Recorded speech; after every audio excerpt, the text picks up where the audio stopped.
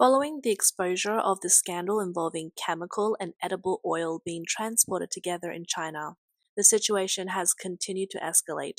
This food safety incident, which has a broader and more severe impact than the gutter oil scandal, has caused widespread public panic.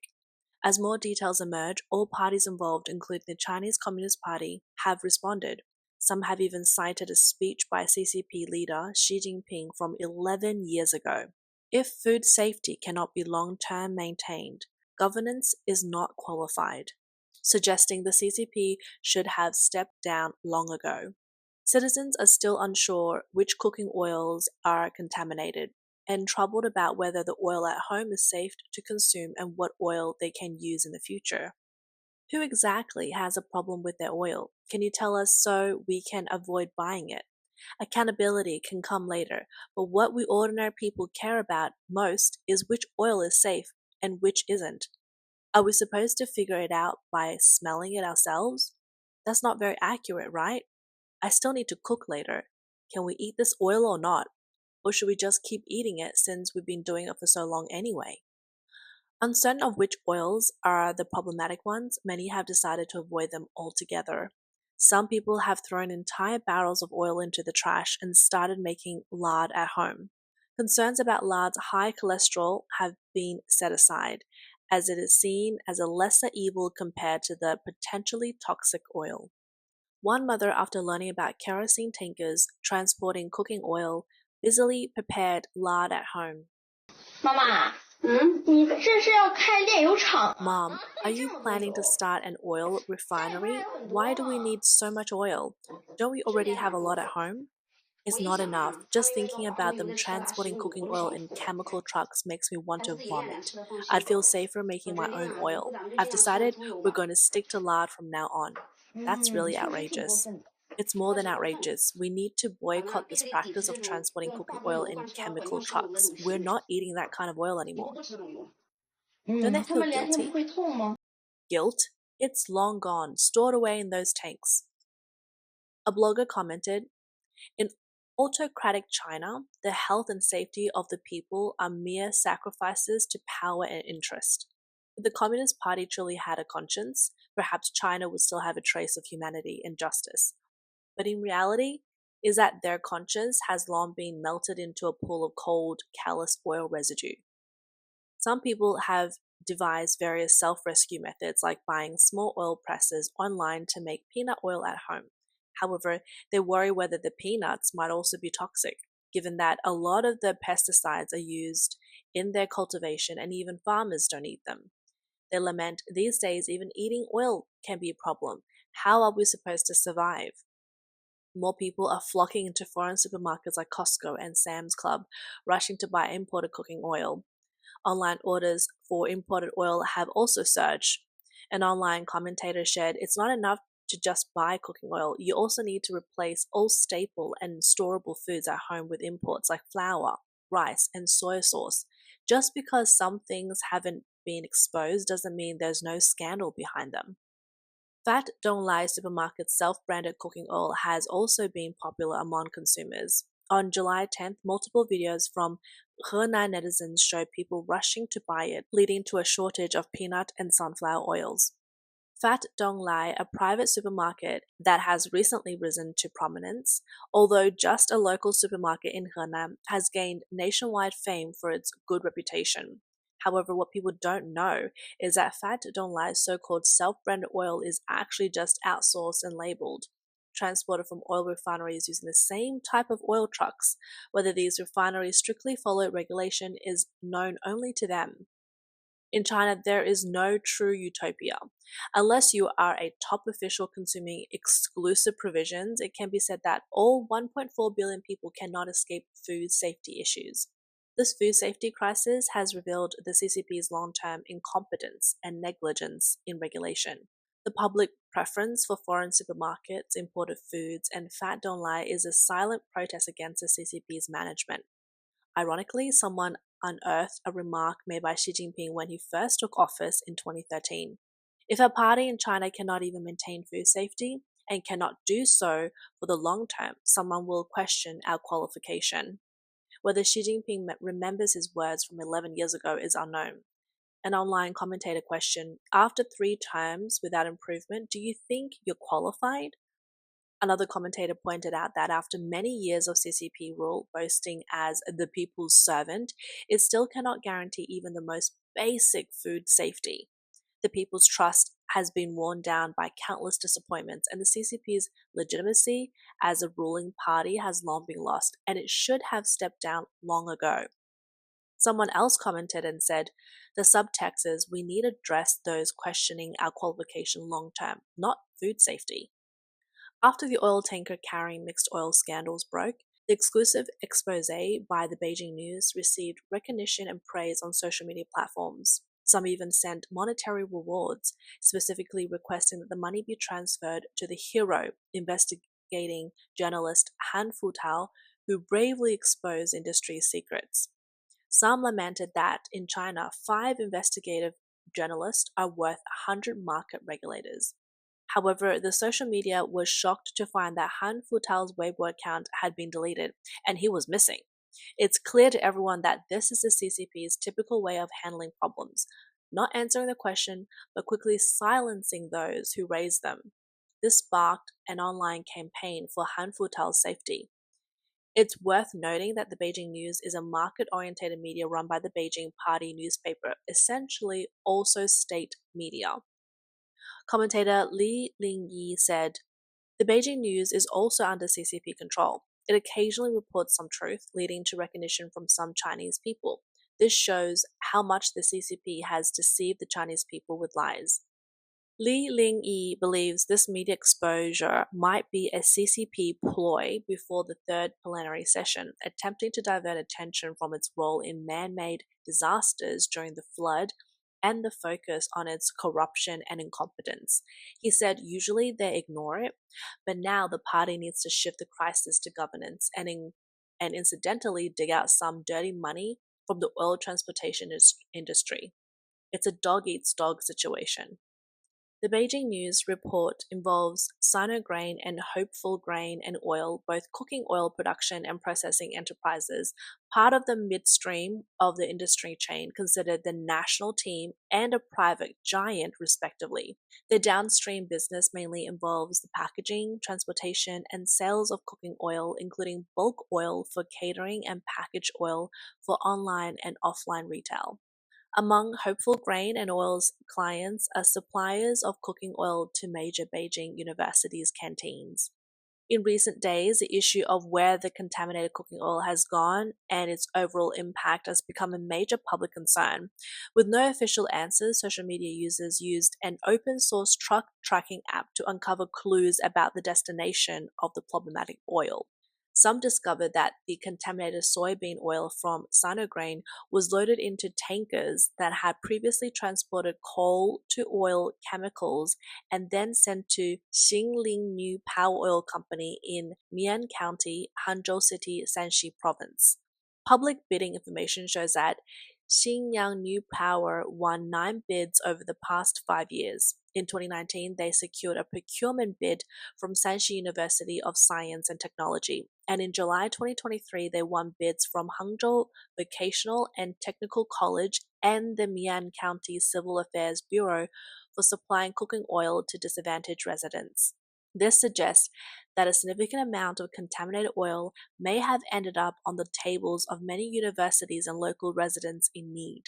Additionally, one of Hopeful Grains and Oil's clients, Century Joyful, is a major supplier to Beijing schools, directly supplying 94 universities, middle schools, and kindergartens. Century Joyful also supplies the canteens of over 10 universities, including Capital Normal University, Beijing Institution of Technology, and University of Science and Technology Beijing. Bilibili blogger Gao Jianli tracked the movements of another implicated truck over 6 months, discovering that its main business was transporting coal to oil from Ningxia to Guangdong. On return trips, it often picked up and unloaded cooking oil at various locations, including Wuhan and Yichang cities in Hubei province, Lingshan, Hangzhou, and Xiaoyang in Hubei, and Yuncheng in Shanxi province. These destinations included both local enterprises and subsidiaries of the well-known company Golden Dragon Fish. Investigations revealed that the implicated tankers delivered oil to Golden Dragon Fish's factories in Wuhan and Xiangyang cities on March 24th and June 1st, respectively. Ironically, Golden Dragonfish had claimed just the day before that they never used external tankers for oil transportation. After being exposed, Golden Dragonfish backtracked, claiming the Wuhan trip was the tanker's first transportation and that the Xiangyang trip involved tank cleaning and inspection. However, no matter how Golden Dragonfish explained and defended itself, public trust was already lost. Following this news, the stock market reacted. Since July 8, Golden Dragonfish's stock price began to decline, plummeting 8% at the opening on July 10th, with a closing drop of over 4%. In just a few days, the market value evaporated by 6.8 billion yuan. An online commentator remarked that once again, A-share investors bore the brunt of the consequences. In another twist, on July 10th, attempts to use third-party data platforms to track the tanker's routes revealed that this function was no longer available. The app Fahuabang, a third-party data platform used to track truck locations, removed the truck tracking feature on July 10th, issuing a notice that the truck positioning function was under maintenance and upgrades with no clear timeline for restoration. This move by Fahuabang incited public outrage, with many commentating, "It's too convenient to upgrade now, isn't it? It's no other than to help a tyrant do evil. When the public can track the routes, you shut it down. Just too shady."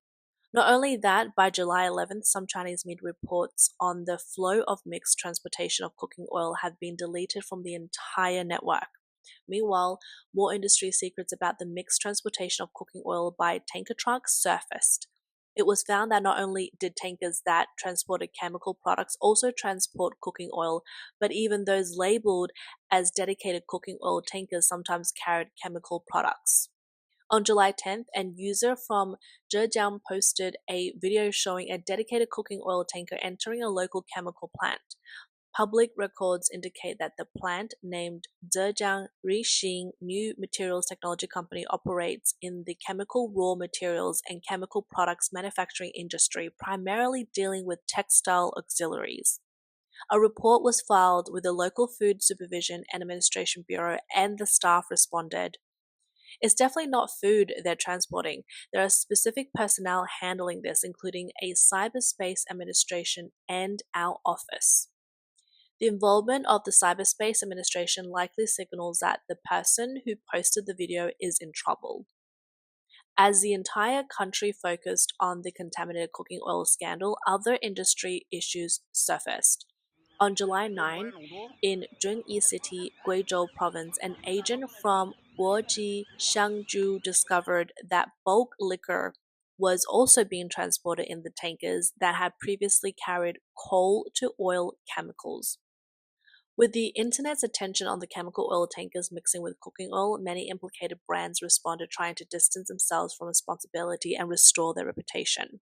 On July 9, at Chengdu, Sichuan, a row of tankers labeled for cooking oil only was parked outside the Sinograin Oil Company. Local commentators mocked, "I've never seen this in decades of living here, and now this suddenly appear. Quite a quick reaction." Someone else commented and said, "They just changed the labels, but they're still transporting the same stuff. Spray painting is cheaper than tank cleaning. This is an industry-wide problem, and solving it requires changing the rules of the game." The current situation has led to a complete loss of public trust in the entire cooking oil industry. Even brands not involved in the scandal are under scrutiny. Many companies have proactively issued statements to express their responsibility and take the opportunity to market themselves. On July 9, Luhua Group issued a statement claiming that the company enforces strict food safety risk control across the entire chain, including this transportation stage, using its own dedicated cooking oil tankers. They also conduct thorough inspections of every tanker entering their facilities. They reassure the public to buy and consume their products with confidence. However, these claims were quickly debunked.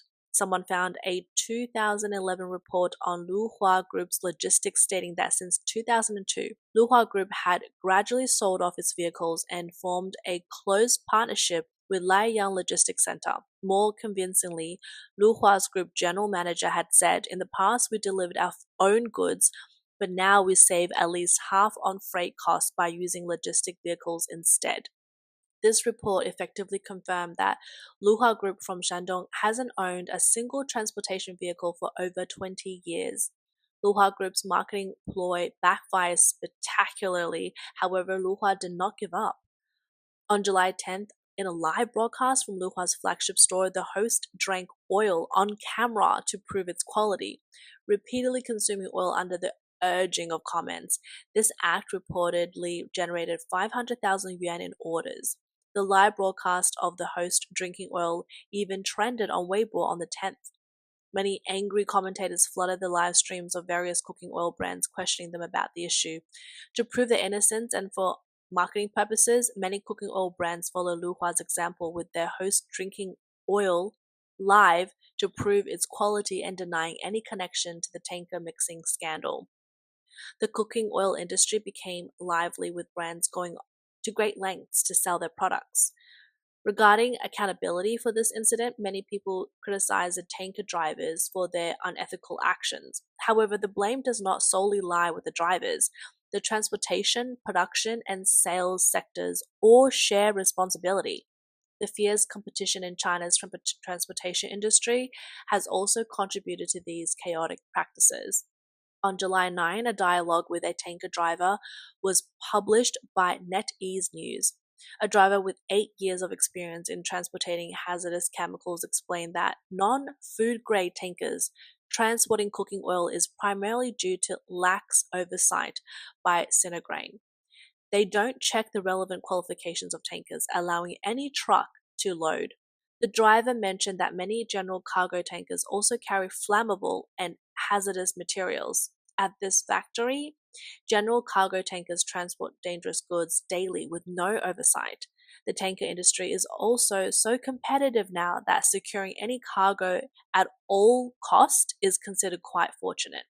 Some drivers go months without work. Tankers cost over 600,000 yuan with monthly loan repayments of 10,000 to 20,000 yuan, and they must support their families, so they have to find ways to carry more cargo. This driver bought his tanker for 600,000 yuan with a loan, and after accounting for loan payments, he essentially works for nothing. 这趟活是啥呢？哈，来回配货。 My trip was a round-trip delivery job that took 3 days. I earned 2,900 yuan on the way there and 4,355 yuan on the way back, making it a total of 7,145 yuan. Let me break down the expenses for everyone.